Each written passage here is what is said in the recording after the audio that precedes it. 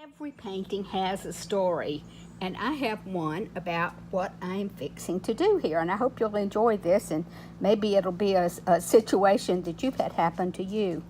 I was recently in southern France in a town called Gaujac, and I was teaching a painting workshop, and I painted a painting for a demonstration one afternoon. Did the whole thing painting in plein air, and we were in this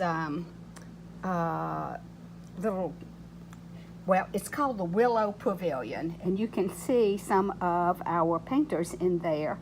Now, if you turned me around exactly the other way, then this is what you would see from the Willow Pavilion. This is the view, and I was just very inspired of it, and one of the artists with me asked me if I would do a demonstration painting in watercolor of that beautiful scene. And so of course I said yes, and then I ended up giving the original, which this is a copy of the original, and I gave it to our host. So now I'm home. We have a competition coming up in watercolor. It's a juried show, and of course, I sort of wish I had that painting back. One of my mother's favorite paintings in her lifetime was a painting that she had done in Spain, and it was of rooftops, and I know that that led me a little bit to wanting to do these rooftops. So, a little quick way that I came up with. As much fun as I had drawing it the first time, I did not want to draw the whole thing again. My computer would only, I don't know if you can tell that I have blown up 6 segments and taped them together so that I would have a larger picture to paint. I took the carbon paper or graphite paper, either one, and put it underneath, you bring that over, put it underneath there, and I used a stylus to trace it. And if you have a stylus, you want to use the bigger ball. There's a little ball on each end, and if that's what you have. And you want to use the larger one because it won't puncture your paper. So I transferred my original line work onto this piece of paper that I think is going to be very hard for you to see. So now I'm ready to paint, and let me show you again. This is the scene that I saw, and I took artist license. The pool was so lovely, and I like the blues that I plan to put in my painting. So looking at this gets a little bit more detail. This was a lovely arbor where we would have our lunch and dinner often, and the church bells would ring, and that was a really nice thing to have happen periodically, so you can see the angles and so forth. This is a little bit more detail, so I will use all of these photographs to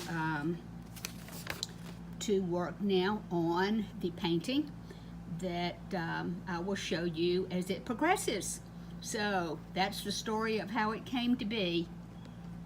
We'll be painting now.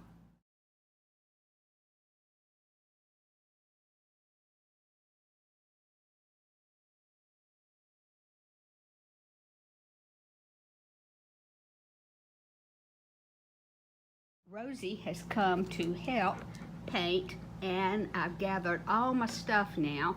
I'm going to be painting outside, and let's talk about materials so that you will know, so you can do something fun for you.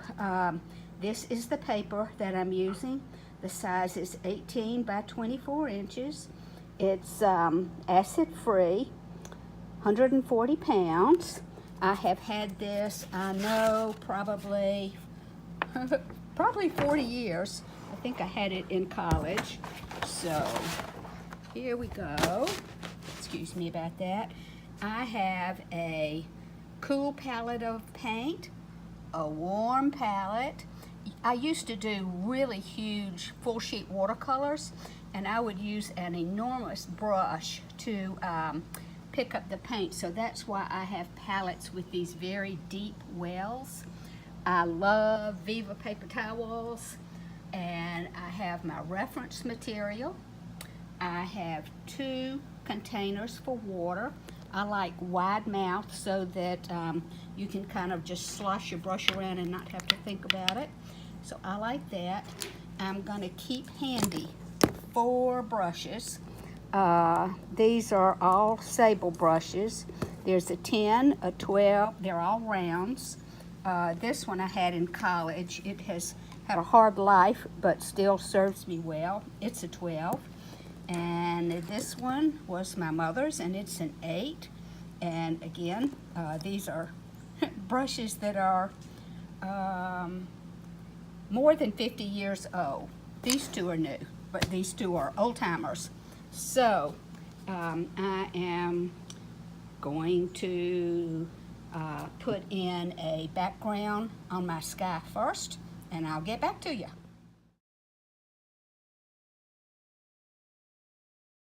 We have sky.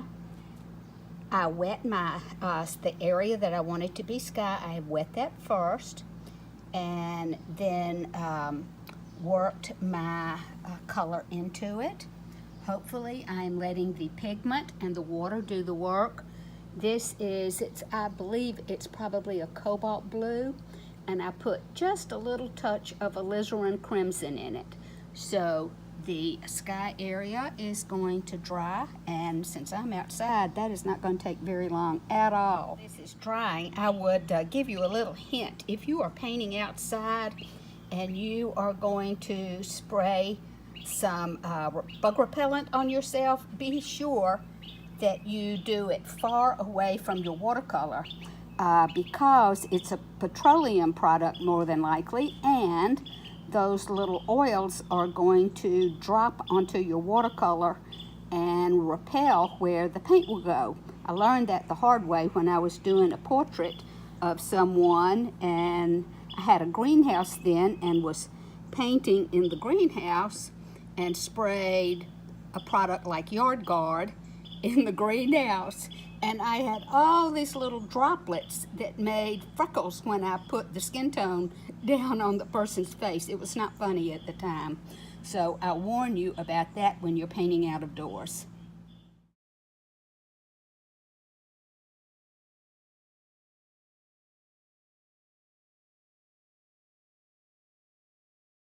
I'm really excited. I've just mixed the color I'm going to use for the tiles on the roof, and this is Cad Orange Deep, and right in there, and I've put a little was it mauve, or I'll have to check the other color that I used, and this is mauve.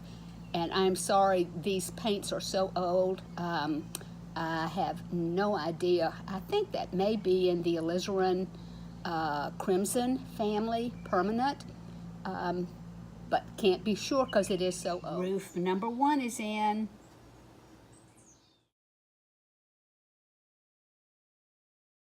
For the walls of the buildings, I'm using New Gamboge, and I am putting a touch of mauve in it, and that's my color.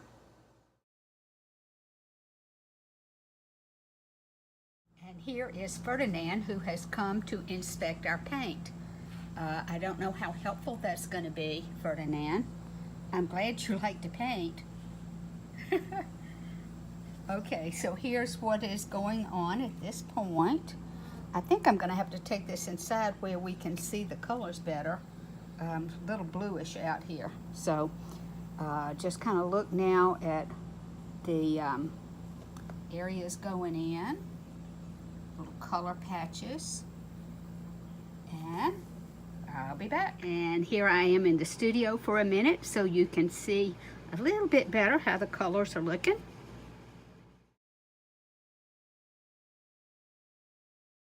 Okay, I want you to see where I am right now, and this is really scary. I think it looks pretty horrible, and just wish me luck.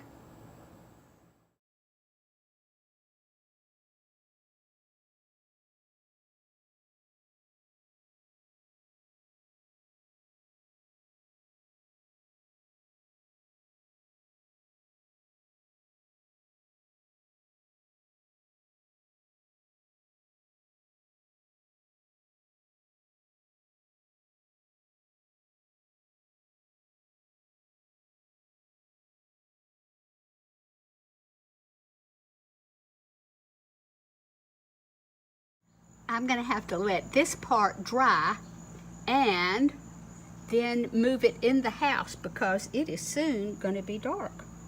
And so, here's where we are at this point.